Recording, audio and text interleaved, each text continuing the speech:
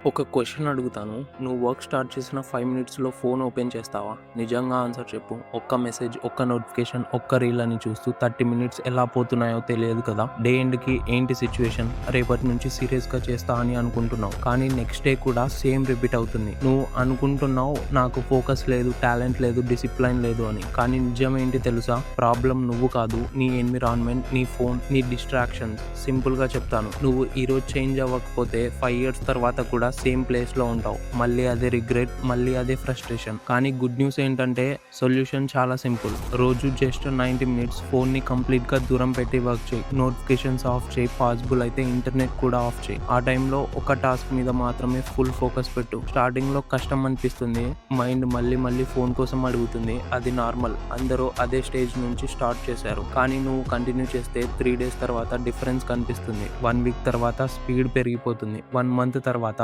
నువ్వు నీ ఓల్డ్ వర్షన్‌ని గుర్తించలేకపోతావు. ఎందుకంటే ఫోకస్ ఉంటే మనం అనుకున్నవి ఆల్మోస్ట్ పాసిబుల్ అవుతాయి. ఇప్పుడు క్వెషన్ ఏంటంటే నువ్వు రెడీయా? అయితే కామెంట్ బాక్స్‌లో ఫోకస్ అని టైప్ చేయి. మనం కలిసి గ్రో అవుదాం.